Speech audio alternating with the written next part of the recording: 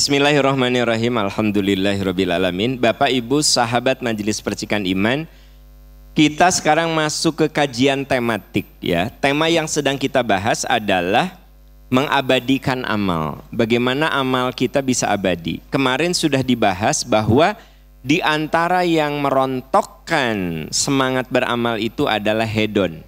Hedonisme. Apa itu hedonisme? Pandangan yang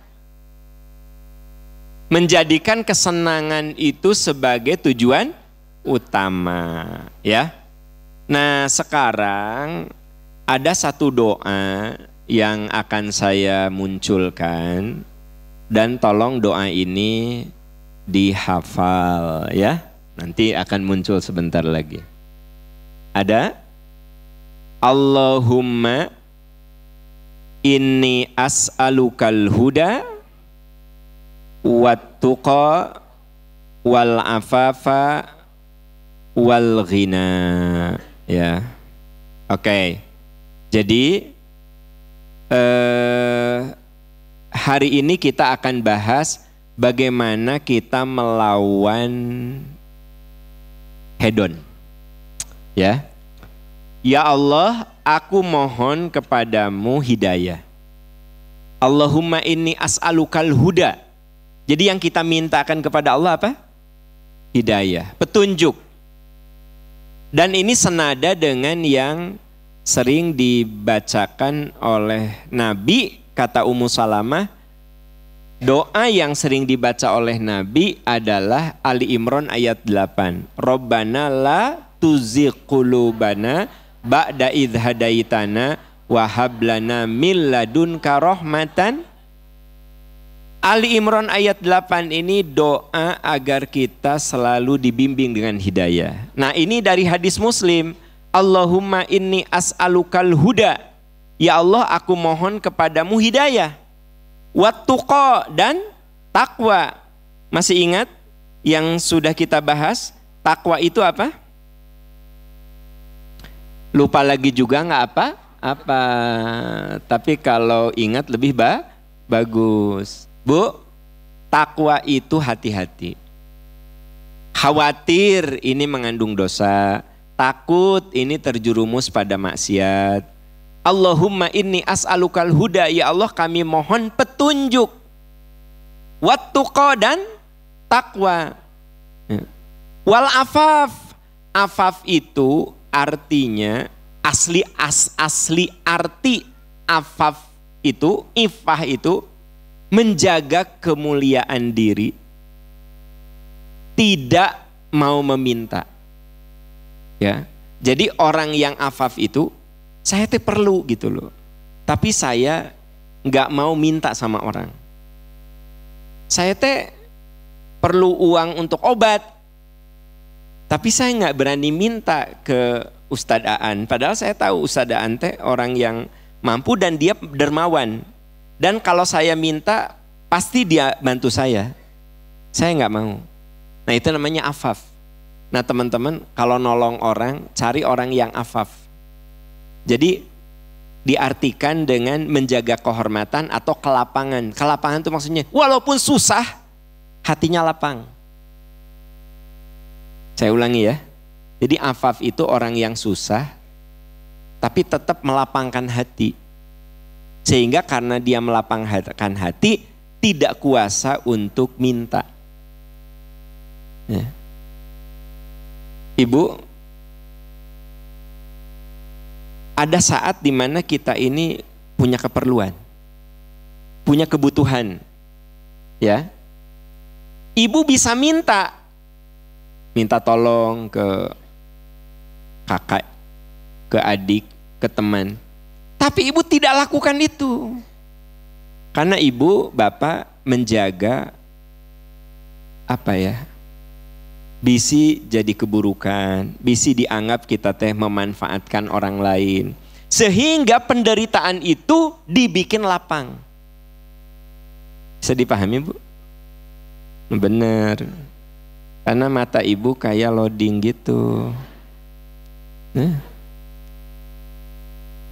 Jadi ifah itu, afaf itu, sekali lagi, orang yang hatinya selalu lapang, saking lapangnya susah pun dia tidak mau minta.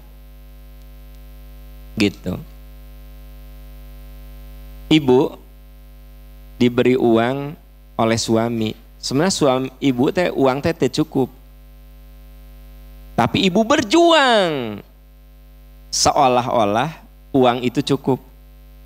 Walaupun ibu teh orang anak mah makan enog, ibu mah cuma nasi aja. Anak mah makan ayam, suami komo ayam nate tilu. Nah, ibu mah kurupuk. Sama mentimun, kurupuk bonteng. Ari suami mah hayam tilu. Suami pikir uang yang dikasih ke ibu teh cukup. Nah, padahal teh cukup. Bu, boleh nggak ibu minta tambahan? Asal ibu yakin suami ibu ada uangnya. Masalahnya ibu tahu suami ibu teh memang gajinya segitu. Kalaupun ibu minta, mau dikabulkan. Ibu merasa udah melapangkan hati untuk menerima. Bu, ini teh nggak gampang, tahu nggak? Ya nggak sih? Nggak gampang, susah. Ya. Ada anak yang dia itu sebenarnya kalau di tempat kuliah tuh sampai tidak makan siang. Tapi dia nggak berani minta sama ibunya, karena tahu bahwa keperluan ibunya banyak. Nah itu anak yang afaf, melapangkan hati untuk ya udah aku nggak makan siang gitu. Ya. Ada dokter gigi yang cerita sama saya, Pak Am, saya mah dulu waktu kuliah itu makan kadang sekali. Kadang saya teh seneng teh kalau diajak makan sama temen, ya kan gitu. Nah itu, tapi saya nggak berani minta sama orang tua. Nah itu orang yang afaf. Jadi dia tidak berani minta padahal perlu karena menjaga, takut orang tuanya tambah susah, takut suaminya tambah berat, ya kan gitu. Akhirnya dia punya kelapangan untuk menerima. Karena ada juga kan istri nu udah puguh, suami nate penghasilannya 3 juta. Minta Avanza. Ayah-ayahnya penghasilan ayah kan 3 juta. Kayaknya kalau kita punya mobil Avanza ya. Ka Arjasari teh anteng. Ibu kalau berani minta gitu ke suami padahal ibu tahu suami teh penghasilannya 3 juta. Afaf bukan? Bukan. Itu membuat suami Anda tambah tertekan, menderita. Makanya Pak bersyukur kalau punya istri yang afaf. Jadi dia tidak mau minta, bukan apa-apa, takut nyusahin. Sehingga dia melapangkan hati untuk menerima itu. Ya udahlah aku terima aja. Ibu, jangan-jangan suami ibu teh afaf. Dia teh berjuang, pergi pagi pulang sore, kadang lembur, ya kan gitu, untuk memenuhi kebutuhan ibu. Ya. Nah, tapi suami ibu nggak pernah ngeluh. Ibu nusok kieu lembur duit sakieu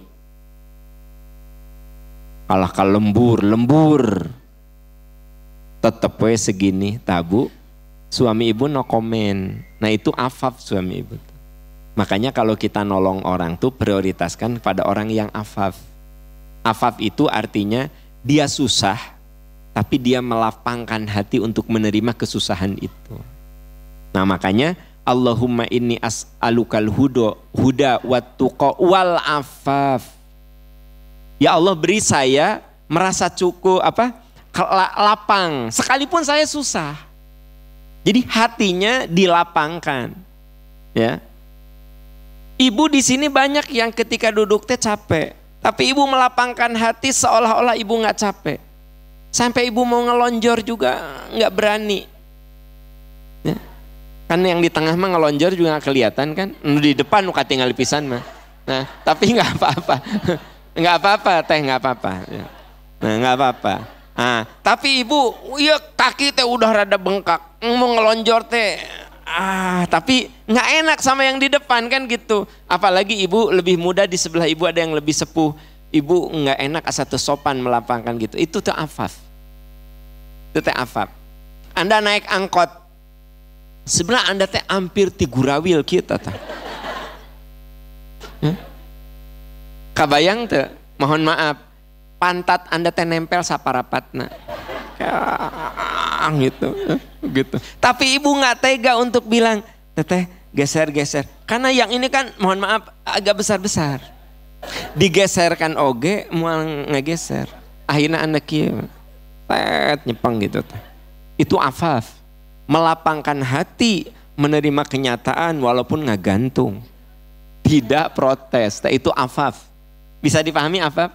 Nah jadi Allahumma inni as'alukal huda wat tuqa wal afaf wal ghina, rasa cukup. Kan begini, doa ini saya sampaikan untuk menjelaskan bahwa orang Islam itu enggak boleh hedon, tapi kudu qanaah, kudu merasa cukup, ya.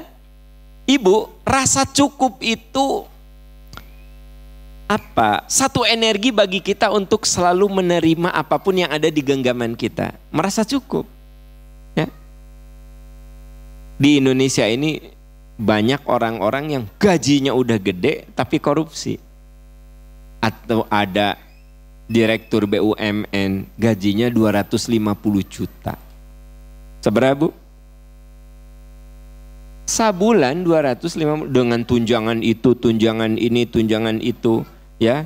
Kenapa? Duitnya bersih 250 juta karena rumah dinas, supir di kantor, bensin di kantor, tunjangan makan di kantor, bersih 250 juta. Tapi kenapa masih bisa korupsi? Hubungkan jeung doa, tidak merasa cukup. Tidak merasa, tidak diawasi Allah, tidak diawasi Allah. Jawaban Anda benar, tapi hubungkan dengan materi. Kenapa dia korupsi? Tidak merasa diawasi Allah, tidak merasa cukup. Berarti dikasih gaji segede apapun. Jadi saya termasuk yang tidak percaya kalau katanya makin gede gaji itu korupsi di Indonesia bakal menurun. Saya emang nggak percaya, nggak percaya. Sekarang gaji makin gede, makin gede, makin gede, malah beban negara makin besar. Tapi kalau tidak merasa cukup, tetap korup. Jadi yang bikin orang itu korupsi, menghalalkan segala cara, merasa tidak cukup itu. Tapi kalau merasa cukup mah, apa yang terjadi? Ada afaf, menerima, ya. Nah makanya doa ini penting. Nah ada merasa cukup, ada ghina, dan ada kecukupan. Ada afaf, ada kafaf. Kalau afaf itu kelapangan, termasuk juga merasa cukup. Kalau kafaf, kecukupan. Ya Allah beri hamba kecukupan dan rasa cukup. Apa Bu? Beda nggak kecukupan dan rasa cukup?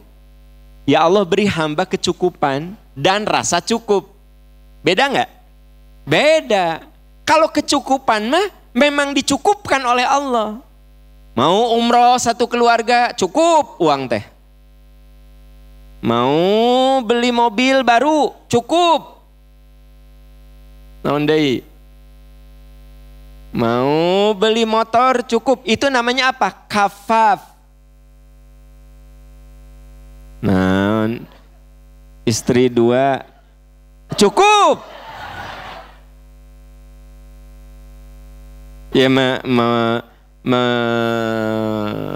bukan memancing, mengakomodir pernyataan bapak-bapak. Iya cina, istri 2 cukup, istri 3 cukup. Ya. Tapi kenapa Pak Enceng 1 rasa cukup, padahal 3 ge kuat manehna teh. Pak Enceng cek bapak-bapak nu sejen takut eta mah Pak, bukan rasa cukup, takut ku si ibu. Jadi ya, Pak Enceng itu bisa punya istri 2, bisa 3, udah cukup finansialnya, perusahaan dan tapi kenapa Pak Enceng 1 rasa cukup? Lah cicing Pak Enceng kayak pas saya agar di imah. Tong banyak komen, Bapak mah diam aja. Kayak begitu ngomong, kayak di rumah tadi ayah ngomong apa? Nah, udah, diam aja udah. Pak Enceng mah cukup mendengarkan contoh dari saya. Udah. Jangan komen apapun, bahaya itu. Nah, jadi intinya jadi orang mah makanya ya Allah beri hamba kecukupan dan rasa cukup. Bisa saja memang Allah ngasih cukup ke kita tuh. Atau saya tidak diberi cukup tapi punya rasa cukup. Maka orang yang punya rasa cukup mah dia selalu menikmati ya. Saya punya handphone ini, punya rasa cukup.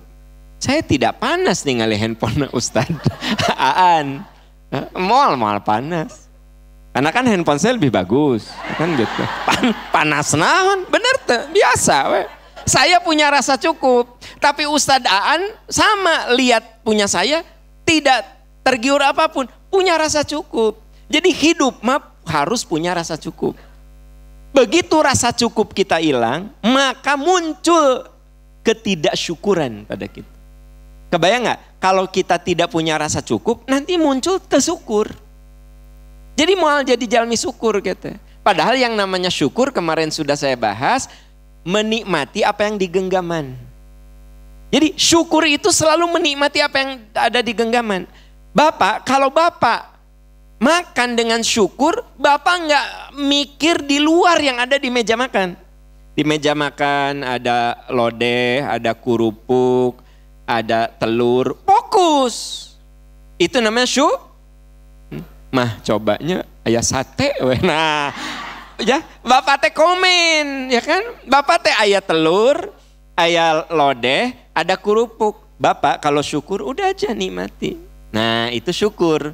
Ujug-ujug komen, coba mun ayah sate, sate ayam, sate kambing, nikmat ya. Nah itu berarti rasa syukur jadi hilang, bener tuh? Iya, jadi orang syukur mah selalu menikmati apa yang ada di kelopak matanya, apa yang ada di genggamannya gitu. Nah begitu punya rasa syukur, nanti ada ghina, rasa cukup. Sebenarnya modalnya untuk syukur tuh ada rasa cukup, sehingga fokus dengan apa yang Allah berikan. Nah syukur-syukur Allah ngasih kecukupan. Gitu. Maka kata Nabi semua orang itu kaya. Apa? Asal punya rasa. Jadi sebenarnya yang membuat kita nyaman tuh punya rasa cukup. Ya sudah, rasa cukup. Nah makanya ini doa penting nih. Mau dites. Mau dites. Allahumma inni as'alukal huda wat-tuqa wal afaf wal ghina. Ulangi. Huda wat-tuqa. Ulangi.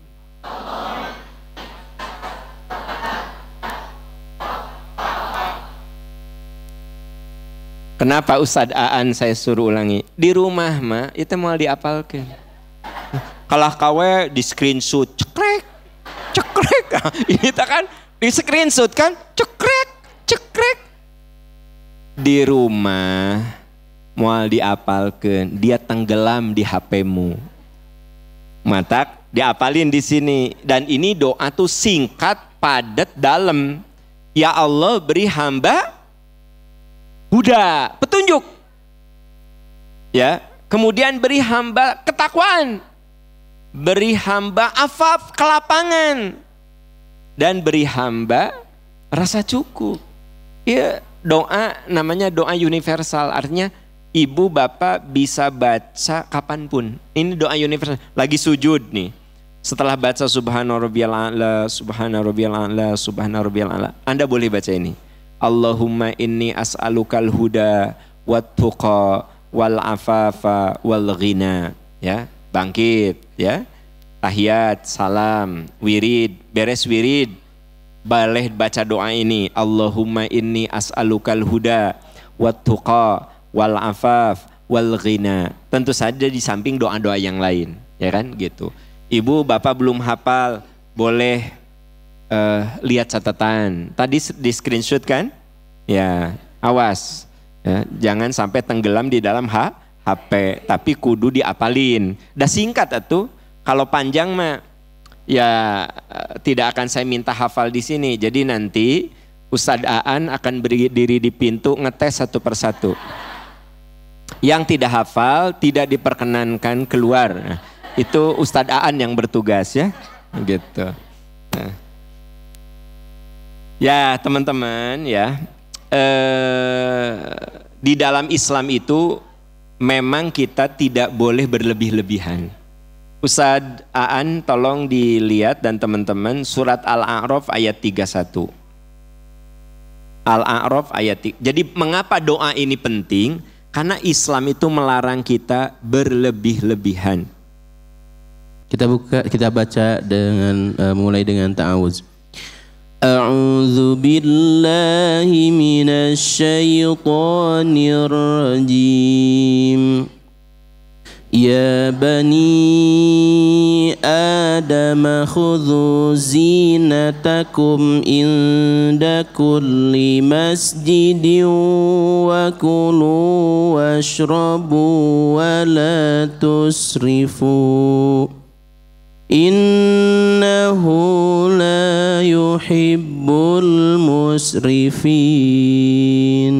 Sadaqallahul azim. Bapak Ibu sahabat percikan iman, ini penguat atas doa yang tadi kita hafalkan. Dan sudah hafal semua kan? Saya anggap hafal.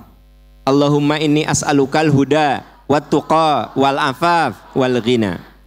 Ya bani Adam, wahai manusia. Hai anak cucu Adam, maksudnya manusia. Khudhu zinatakum inda kulli masjid. Pakai pakaianmu yang bagus setiap kali memasuki masjid. Nah ini Bu, jadi Islam itu mengajari kalau ibadah itu memakai yang bagus. Yang dimaksud pakailah pakaianmu yang bagus setiap kali masuk masjid. Maksudnya masjid itu kan ibadah. Jadi walaupun ibu di rumah, bapak di rumah, sholat pakailah pakaian yang bagus. Ya, jangan sampai mentang-mentang di rumah sholat, bapak teh sholat tahajud pakai kaos oblong. Terus di belakang nanti ada tulisan ya, iklan. Walaupun di rumah Pak, sendirian kita sholat lagi tahajud, pakai pakaian yang layak. Ya kalau misalnya Pak Enceng datang ke rumah saya, ya tentu begitu datang atau Ustadz Aan, ya saya lagi pakai baju santai, saya pasti pakai yang rapi. Layaknya saya mau menerima tamu, betul enggak? Nah, maka mau ibadah itu kudu begitu Pak. Ada orang nanya, Pak Am, kalau saya sholat pakai kaos oblong sah tidak? Sah, tapi kamu tidak beradab. Ya, sah, tapi tidak adab gitu loh. Jadi maksudnya kalau bicara sah dan tidak asal nutup aurat, sah. Tapi akhlak untuk bertemu Allah itu menjadi apa ya? Menjadi abai gitu loh. Sekarang begini deh, makin Anda makin diundang oleh petinggi, itu yakin pakaian Anda makin ingin bagus. Kalau Anda akan mendapatkan penghargaan dari Pak RW sebagai anggota majelis taklim terlincah. Jadi ibu teh lincah banget, mau dikasih penghargaan oleh Pak RT.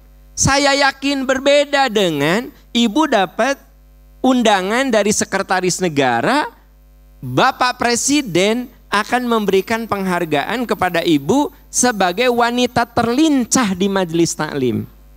Pertanyaan saya, pakaiannya sama enggak? Persiapannya sama enggak? Nah sayang, dengar baik-baik. Ya bani Adam khudhu zinatakum inda kulli masjid. Wahai manusia, pakai pakaianmu yang terbaik ketika kamu mau ke masjid, maksudnya ketika kamu beribadah gitu. Jadi kalau bicara sah dan tidak ya sah. Makanya kalau ada rezeki untuk ibadah mah yang bagus-bagus. Sajadah yang bagus, mukena yang bagus. Ibu mah semua mukena ada tulisan mengenang. Sajadah ipis di belakangnya ada tulisan mengenang almarhumah ayahanda kami. Ari bagus mah nggak apa-apa. Tapi coba kita tuh punya rezeki yang khusus. Baju saya untuk sholat mah kudu bagus. Mukena untuk ibadah mah kudu bagus gitu. Jadi maksudnya akan berpahala. Nah, wakulu washrobu wala tusrifu, makan minum dan jangan berlebihan. Ini sebenarnya makan dan minum termasuk yang lainnya. Ya. Innahu la yuhibbul musrifin. Allah tuh nggak menyukai orang yang melewati batas. Ibu, coba renungkan lemari ibu. Ini nepi kak pintunya menyon itu kenapa? Jangan hahehe, ini kenapa? Itu sampai si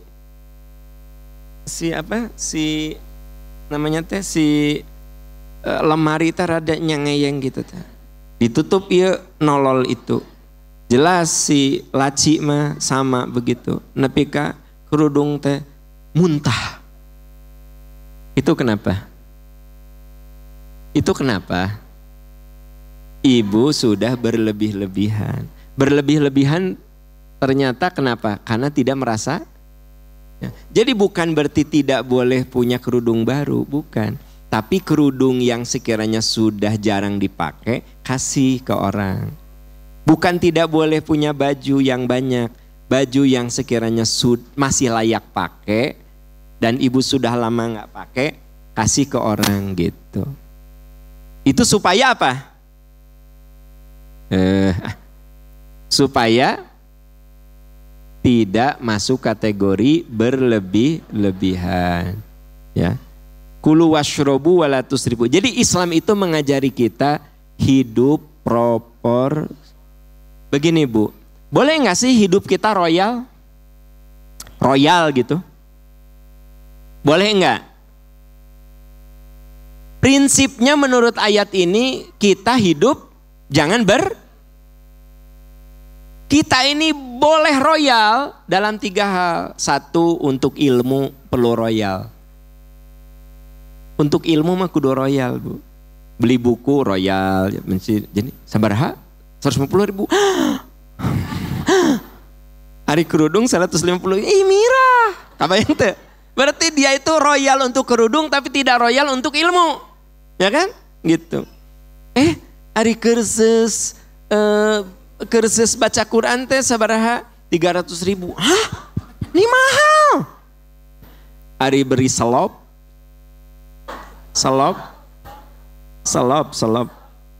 Sendal 400.000. Mira. Ya, untuk ilmu mah kudu royal. 2, royal untuk kesehatan.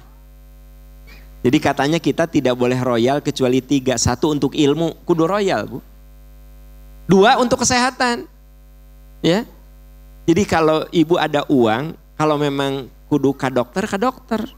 Mama ka dokter lebar. 250.000 ngan ditanya ibu sakit apa? 250.000 ya Allah. Can kita obat 500.000 lebar. Bu, kalau ibu nggak punya uang nggak apa-apa. Hari punya uang, naon sok. Untuk kesehatan mah kudu royal. Ibu nanti dicek lab ya, awis. Ya, mun hoyong haratis di depan di sana. Ada cek apa? Gula, apalagi kolesterol, asam urat, timbang badan. Kan ya timbang badan mayar 5.000 haratis di dia mah. Jadi, Bu, bener lumayan ibu ngaji kepercikan iman mah, kolesterol ibu bisa diperiksa. Gula darah ibu bisa diperiksa. Apalagi? Asam urat bisa, dan itu free kan? Free. Haratis. Gitu. Tapi kalau ibu ada rezeki, misalnya kudu berobat, ya royal. Gitu. Yang ketiga, royal berbuat baik ke orang tua. Mun ka orang tua mah, mun aya anda rezeki teh kudu royal. Gitu. Ma teh asa hayang umroh, hayu ma umroh. Iraha. Terus anda ada rezeki, ambil umroh yang paket mahal. Di percikan iman ada yang mahal, menengah, murah. Kalau ada uangnya, udah dipercik tur. Nu awis mah, nu multazam, atau nu sedang, nu sofa. Ada juga yang lebih rendah lagi apa? Ada. Kalau rezekinya memang bisa yang bagus untuk orang tua, yang bagus. Maksudnya apa? Nanti Allah ngasih keberkahan. Kalau kita royal dalam amal, terutama amal terhadap orang tua. Bu, kalau untuk amal mah kudu royal. Royal dalam beramal, dalam bakti ke orang tua, dalam berobat, dan dalam pendidikan. Nah itu royal. Maksud royal tuh, mun Anda punya uang, jangan merasa sayang. Kalau ada uang, jangan merasa sayang, ya. Mama pengen sekolah di sini seberahana segini, Anda nggak mampu nyesok. Mama aku pengen kursus bahasa Inggris seberaha, ya berapa? Dan Anda ada uang, sok gitu. Jadi untuk pendidikan mah kudu royal. Karena kalau Anda mengeluarkan uang itu bukan dibuang, tapi itu investasi. Untuk kesehatan sama kalau ada uang mah.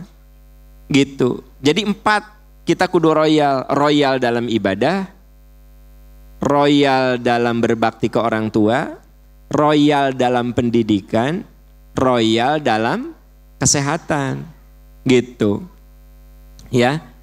Untuk yang lainnya, jangan kamu berlebih-lebihan.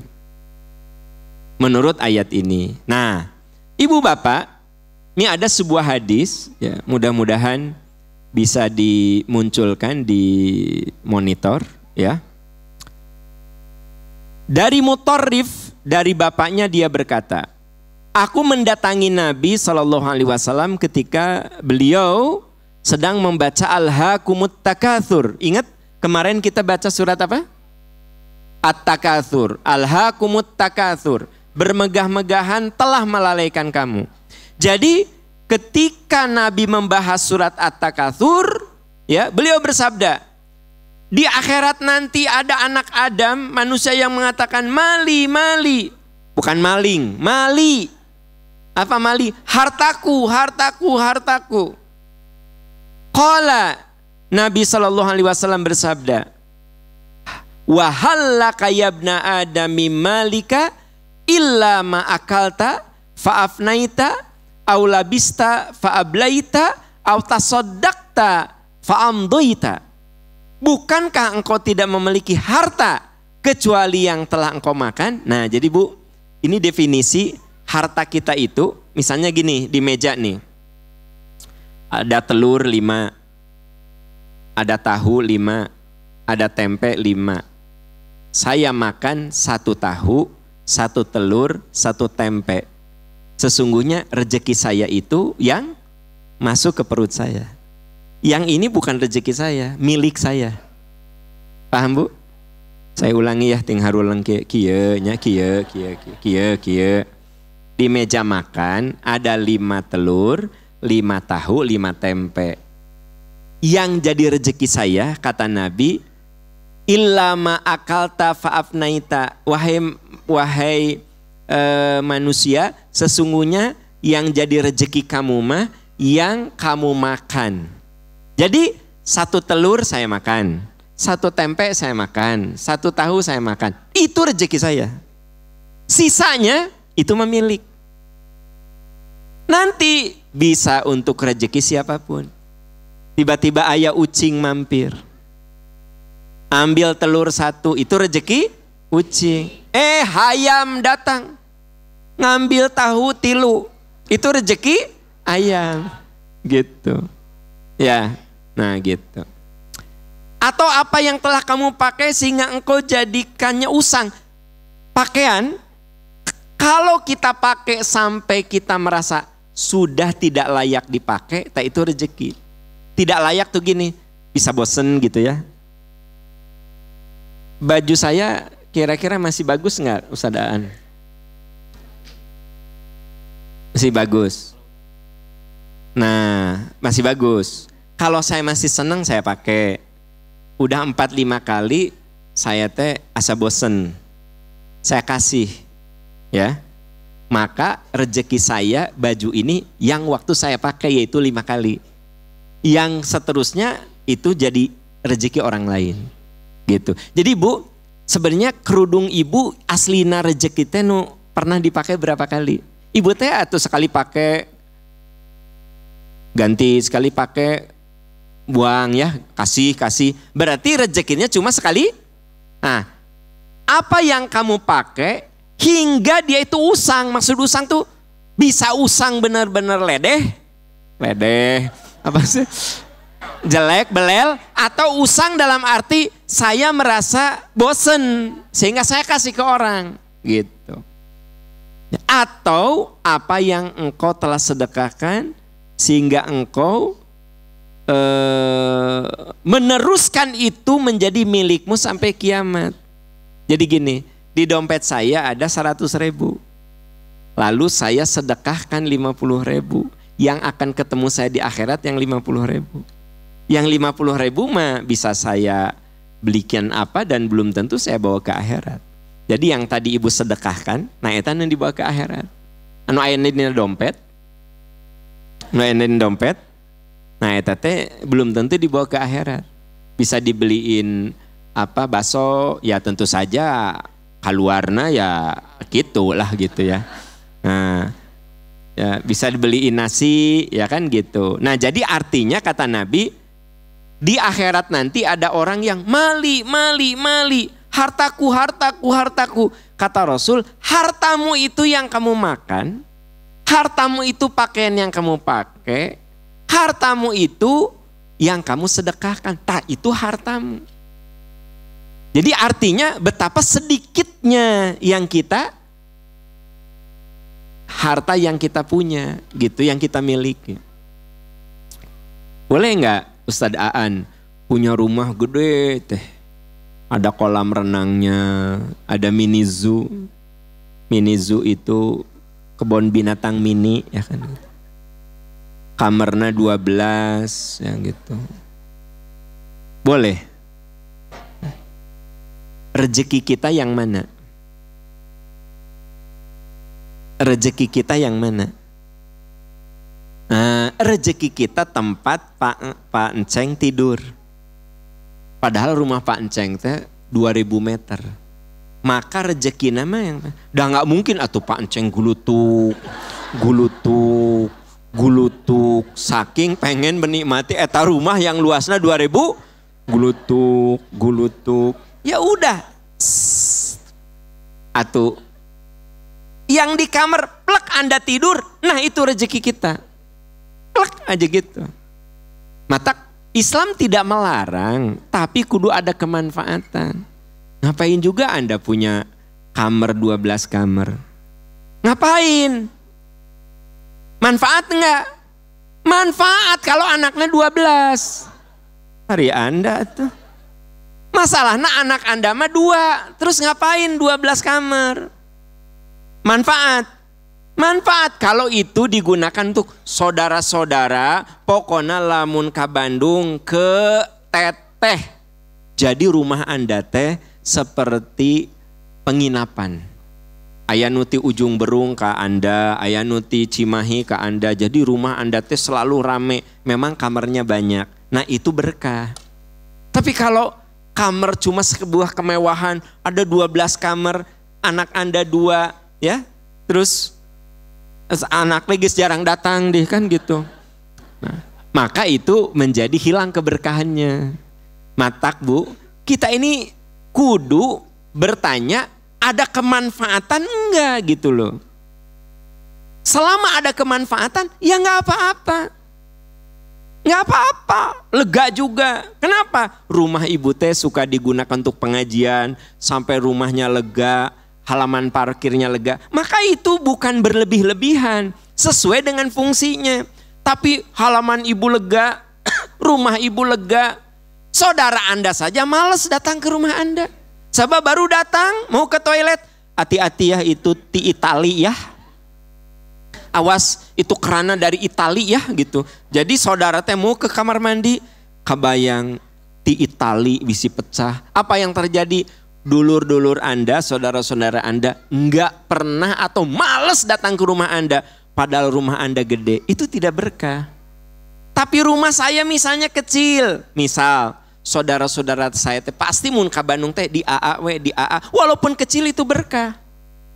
Mendingan kecil berkah atau gede berkah? Nah itu. Benar nggak? Iya. Jadi berpikir mah tidak perlu rumit. Ya. Nah jadi kembali ke yang hadis Nabi katakan. Ketika Nabi berfirman tentang alhaakumut takasur, bermegah-megahan telah melalaikan kamu. Maksud Nabi apa? Coba kamu perhatikan. Sebenarnya di akhirat itu ada yang berteriak hartaku, hartaku, hartaku. Sesungguhnya hartamu itu apa yang kamu makan, pakaian yang kamu pakai, dan harta yang kamu sedekahkan. Itu rumus bahwa kita itu memang dianjurkan untuk merasa cukup. Kembali ke doa yang tadi. Allahumma inni as'alukal huda wat tuqa. Ada ayat yang mengajari kita hidup proporsional. Surat Al-Furqan ayat 67. Surat Al-Furqan surat ke-25 halaman 365 ya, ayat 67. A'udzu billahi minasy syaithanir rajim. Walladzina idza anfaqu lam yusrifu wa lam yaqturu wa kana baina dzalika qawama. Sadaqallahul azim. Bapak Ibu sahabat Majelis Percikan Iman, sebenarnya ini bicara tentang hamba-hamba Allah yang dirahmati. Wa ibadur rahmanil ladzina yamshuna 'alal ardi hauna. Jadi hamba Allah yang dicintai itu orang yang berjalan di muka bumi dengan rendah hati. Orang yang menjalani hidup dengan kerendahan hati. Ya. Walladzina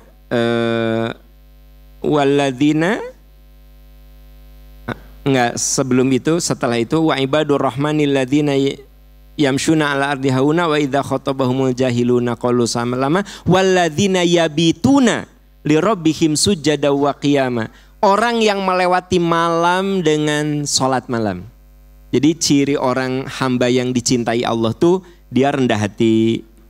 Terus kalau orang jahil ngajak bicara tidak dilayani ya, tapi bicaranya dengan bijak, melewati malam dengan sholat.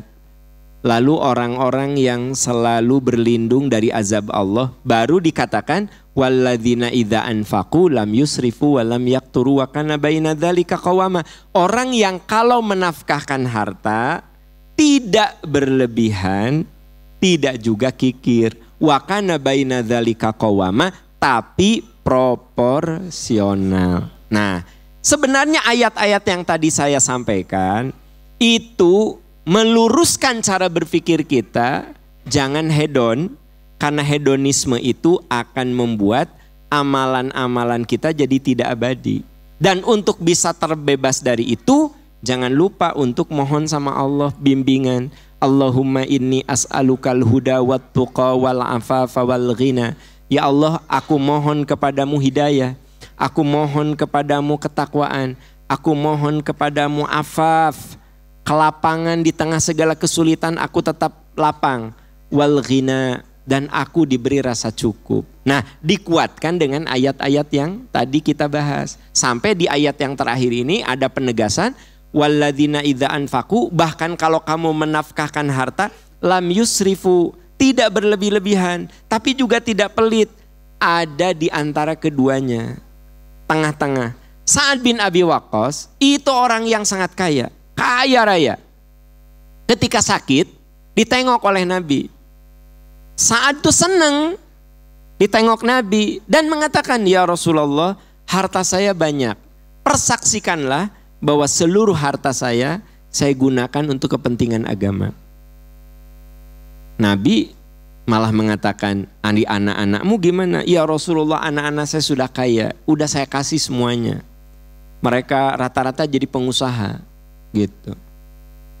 Apa kata Nabi? Ats-tsulutsa, ats-tsulutsa, ats-tsulutsa. Wasiat harta untuk kebaikan cukup sepertiganya saja. Berarti Sa'ad bin Abi Waqqas ini niatnya bagus nggak?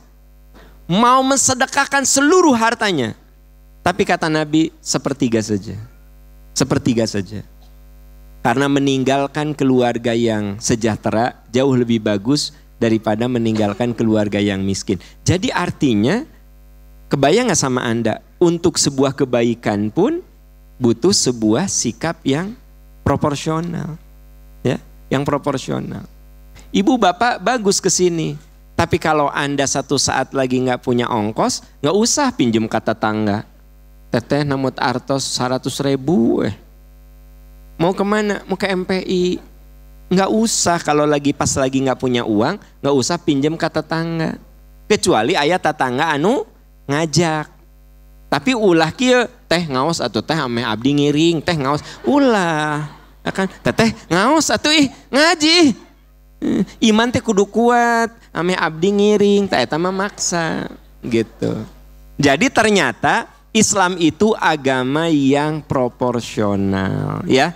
Nah jadi doa tadi ibu bapak, sahabat-sahabat percikan iman, mari kita hafalkan. Dah singkat, Allahumma inni as'alukal huda wat tuqa wal afafa wal ghina. Ya Allah, beri kami hidayah, beri kami ketakwaan, beri kami kelapangan sekalipun kami menghadapi kesulitan, beri kami rasa lapang dan rasa cukup ya. Insya Allah minggu depan bertemu lagi. Kita akhiri dengan doa kafaratul majlis. Subhanaka Allahumma wa bihamdika asyhadu an la ilaha illa anta astaghfiruka wa atubu ilaik. Walhamdulillahirabbil alamin. Wassalamualaikum warahmatullahi wabarakatuh.